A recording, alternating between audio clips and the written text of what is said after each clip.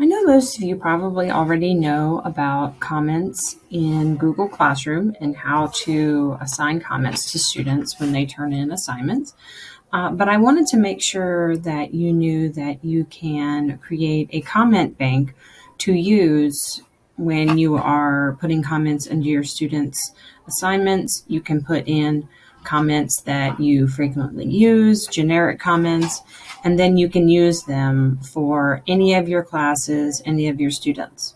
So just to review how to do comments on an assignment, you go to an assignment that you have given to your students, and you'll see your students that have turned them in and students have been assigned. I have 2 students and they both have turned them in. So I'm going to click on my first student, and you'll see that you have your students work right here in the middle. Over here, just to review, this is where you'll see that originality tool. You'll see the area where you actually give the student a grade. And then right down here is where you would put private comments. I've already put a comment right here, but I wanted to show you how to actually put the comments. If you're just typing in one comment to the student that is not something that you're going to have in your bank, you would just type it right here. And then you would post. Another good idea is to use Mote, and I've talked about Mote before. Mote is an audio tool that you can attach audio notes to your assignments. I'm not going to do that right now. But if you scroll up and you go to this icon right here, and if you hover over it, it says Comment Bank. This is where you will find your comment bank. Your comment bank, once you add a comment to it, no matter what class you're in, it is going to be found here. And you just see that I have put 2 comments in here. In order to add a comment to the bank, you just click Add, and you can add as many comments at a time that you want.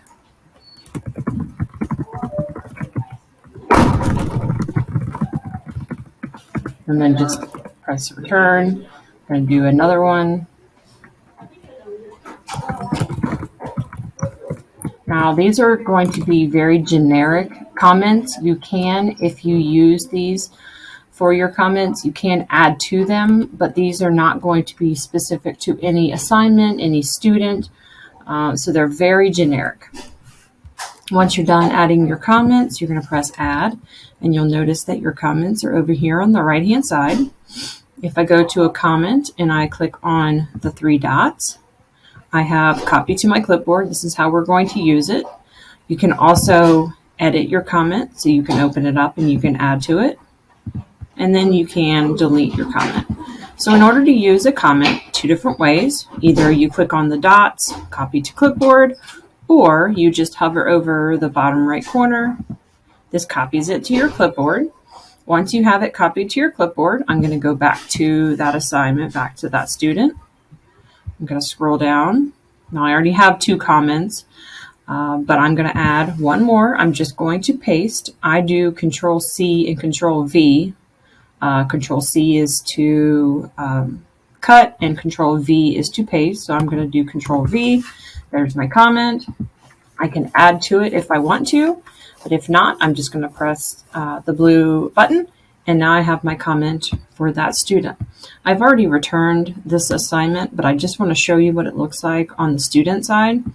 When you comment on an assignment, and actually, here's the example. The student is going to get an email, 1, that you made a comment, and 2, that you returned the assignment. So I have the teacher commented on my account or on my assignment. And then to get to that, I open up my assignment. My assignment would be over here on the left, and then here are my comments. I can return that comment. And that will go back to the teacher.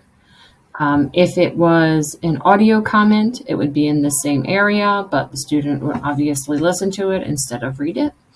And so that is how you can comment on Google Classroom assignments, and that is how you can create comments for your bank. Again, these can be used for any student, any subject, any section of your class. It's always going to follow you no matter what, as long as you are signed into your Google Classroom. I hope this is helpful.